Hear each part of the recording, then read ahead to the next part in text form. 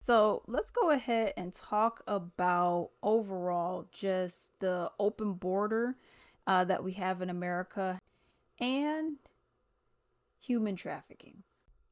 I really want to emphasize a lot of times those pieces of paper, the names and phone numbers and addresses of sponsors the child is supposed to ask for is being delivered to them or being handed to the children by cartel members so that they are processed into a trafficking situation once they get released from ORR to that sponsor.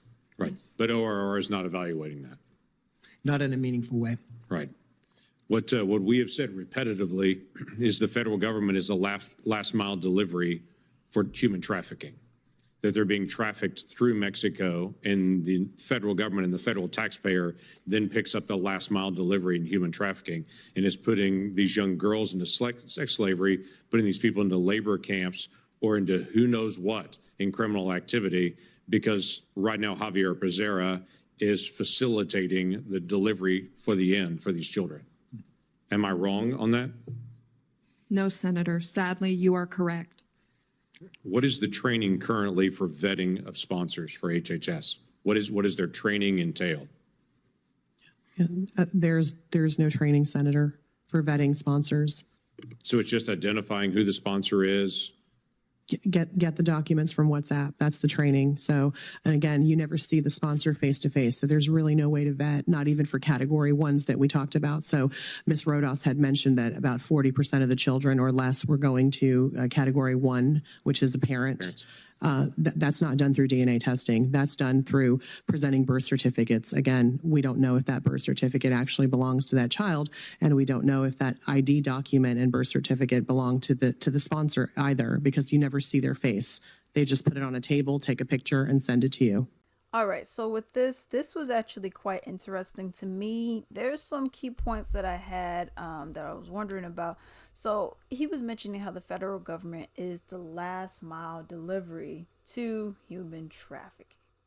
Okay, so fine, let's not make it happen. Trafficking, you gotta move them, and it seems like the U.S., Mexico, and wherever these kids came from prior to Mexico, whether it was Guatemala or El Salvador, any of these other places, we don't know. Okay, and the government's just like, oh, open borders, just bring them out. It's cool, just bring them all in. Okay, everyone cool. We're gonna kumbaya, yada yada yada, right?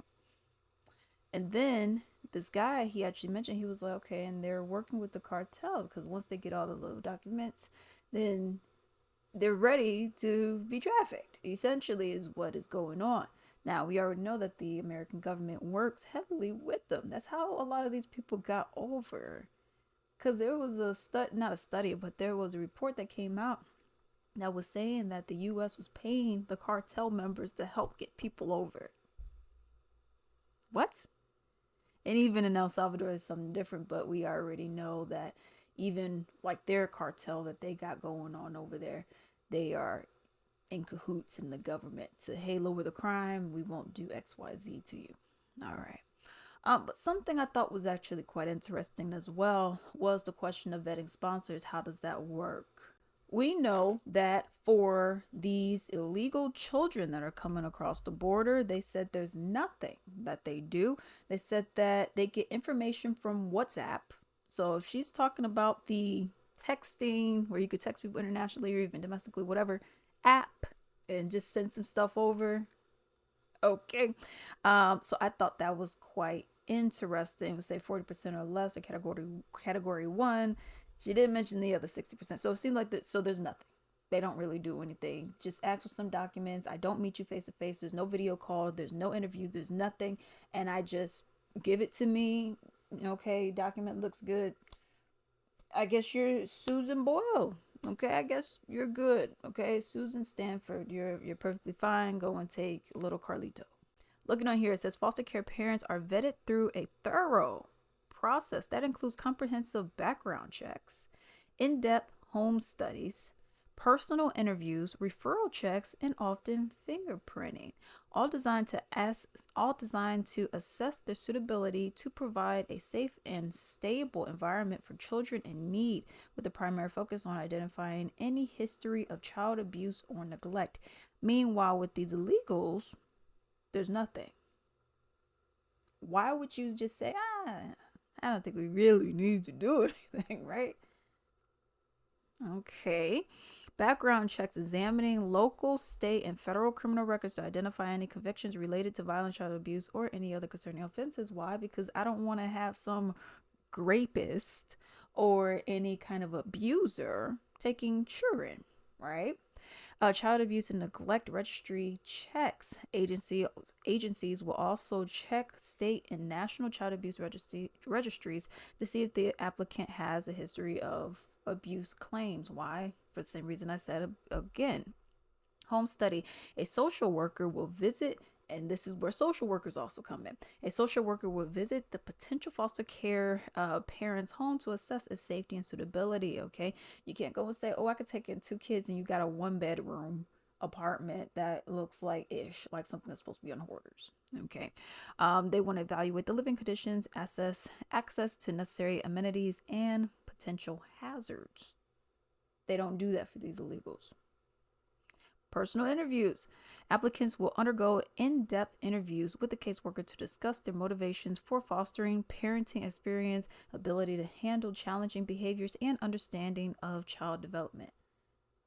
They don't have that for this. Referral checks. Applicants will provide references from families, friends, neighbors, and sometimes previous employers who can speak to their character and ability to care for children. Again, we don't have it. Fingerprinting. Some states require potential foster parents to be fingerprinted to conduct a more comprehensive. So